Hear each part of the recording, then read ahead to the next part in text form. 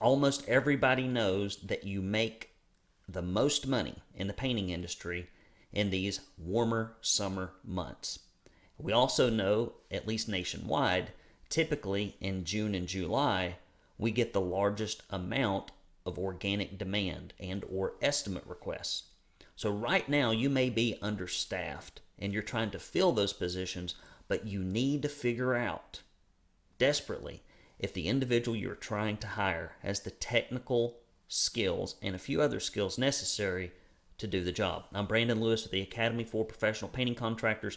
Do hit that subscribe button, share this content with other people, and if I can help you personally, just email me, brandon@paintersacademy.com. So, if you need to hire that crew leader, you need to hire that painter, the carpenter, the drywall technician, whatever it is, you have an interview with them, right? You should be doing a criminal background check. You should be checking their references to make certain that you're not putting someone dangerous in your client's home. Most people don't do that. You need to be asking them some non-technical questions to get an idea of what they think about work ethic, promptness, customer service, the ability to follow instructions. Are they a good fit for your company culture? Maybe they are, maybe they aren't. And then you've got to figure out, can they paint? Can they do carpentry? Can they do drywall? And most of the time, the way this process works is we simply throw them in with a crew leader, stick them in a client's home, and hope for the best. And then after 8 hours of being on the job or a week of being on the job, you take the crew leader's opinion, recommendation on whether or not you should keep this painter or individual. That is a terrible way to do things, and I'll tell you why. Number one, you don't need to be putting strangers inside a client's home, and most of you probably do that before you background check or really check references. We're very lax in the painting industry in how we screen people, both for their background and safety, for their technical skills, for the culture. Typically, people don't have a process for this. A better way is to do a technical skills assessment. What is a technical skills assessment? A technical skills assessment is something that you can conduct in 30 or 45 minutes to immediately determine if someone can read instructions, fill out routine paperwork, and to use a paintbrush properly. And you get an idea of what their speed is if you do it the same way every time. Let me tell you about the toolkit and the technique that I teach our members to use at the Academy for Professional Painting Contractors. We call it the circle test. Okay? Here's what you need. You draw 2 concentric circles on a piece of drywall or a wall. You lay out some paint cans, some drop cloths, and a couple of brushes, a cut bucket, and give them a place to clean the brushes. Okay? So you can kind of envision this in your mind now, right? You've got a wall, you've got 2 concentric circles, and actually there's a square underneath it as well. You just draw this with a pencil. Just take a thumbtack, put a string on it, take a ruler, draw your box, and it's very simple. From there, you take the painter, the potential hire, you put them in front of everything that is in front of you, and you give them a written scope of work. 1-page written scope of work. And it tells them what color and what sheen goes where, how to set up the job, how to leave the job when they're finished, and then there's just a little bit of paperwork, not much at all, for them to check off and fill out. And here's the kicker. They can't ask you for instructions or help. Why would you do something like this instead of just sticking someone with a crew leader? I'll tell you why. Number one, when you stick someone with a crew leader, not only do you distract them from what they're doing for a living, you really put your company at risk because you're sticking someone in a home that you probably don't know very well.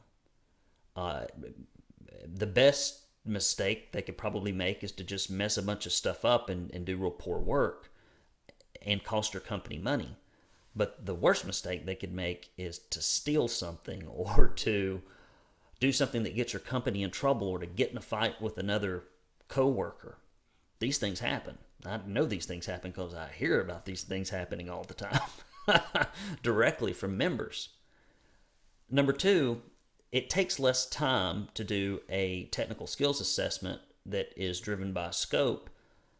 You don't need 8 hours. You need like 30 to 45 minutes. You can watch it yourself is another benefit. Often when you give a crew leader the responsibility of determining someone's technical skills, they may report to you accurately, but a lot of times, if they have a personal prejudice against someone because of their personality, they just don't get along with them, they don't like them, they may tell you that someone who's really good is not good, or someone that is bad that they like is good, because they just have personal subjective opinions. That's all of human nature, right? This allows you to see with your own eyes if the individual can do the work, what the quality of the work is. Can they cut in a circle? If they can likely roll and do everything else. Can they read? If you want someone to be a crew leader, you want them to take something like our Ultimate Crew Leader packet and some materials and go complete a project to the customer's satisfaction on budget, bring you back a check and do it again. If they can't read, if they can't follow written instructions, they can't do these things. And after you've done 30, 40, 50, 60 of these, you have a non-subjective baseline for how long it takes someone to do this exercise, what slow is, what fast is, what good, better, and best is. So when somebody walks in and they ace the test, you know they are very likely a good candidate. If they come in and they get stuck and they can't read it and they ask a bunch of questions and the work looks kind of sloppy and it takes them 30, 40, 50% longer than the average person, because you will come up with an average, it just gives you a very reliable test to give to people. And the beauty of it is, instead of paying somebody for 8 hours of work, you can pay somebody for 1 hour of work. I would pay them. You don't necessarily have to, but I would, because I don't like people holding anything over me. Well, I did this, and no, and I wasted my time. Look, I paid you for your time. Okay. Have them do it, and you've got a very quick and easy way that you can evaluate multiple skills. Okay, can they follow instructions? And you can tell just by looking at the job. Okay, is it clean? Did they tidy up the way the instructions said? Is the paperwork filled out properly? So if you're going to screen painters for technical skills, make sure that you have a process for it. And if this sounds like a big, huge pain in the butt, and you don't want to do it, you don't want to invent it from scratch, it sounds like a good idea, you know you need it, call me. 423-800-0520. Email me, Brandon@paintersacademy.com. I've helped 450 different painting contractors in 6 different countries. I bet I can help you too. If I can't make a bad painting company good, then I can at least help you make your good painting company better. So don't let those fears and that pride that comes from being a man who runs a painting business stand in the way of getting better. You always need to surround yourself with folks that know a little more, that have done a little more, that have seen a little more. If you don't do that, you'll just stay stuck. So if you'd like to get on the phone to do a diagnostic, I would be happy to help you. It's what I do every day. It's no big deal or aggravation to me. Brandon@paintersacademy.com or 423-800-0520. We're in the middle of the summer now, guys.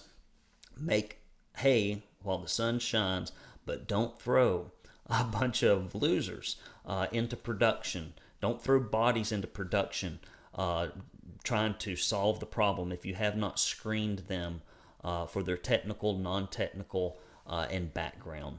It's just a big, huge mistake. If it hadn't bit you in the butt before now, you're very, very lucky, but it's coming soon to a paint job near you. So let's screen these guys in a quick, efficient, and consistent way so that we know how to evaluate them. And then finally, and I didn't mention this until now, if you've got a screening process like this, you can put it to an operations manager or someone else in your organization, and they can conduct it too. So you don't even have to be involved. And the beauty of this also is that while they're doing this, you can be sitting over at your computer doing some work. It's not like you have to babysit the whole process. All right, guys, Brandon@paintersacademy.com, 423-800-0520. Please do give us a thumbs up, leave some comments, share it, and subscribe. I'll talk to you next time, guys. See ya.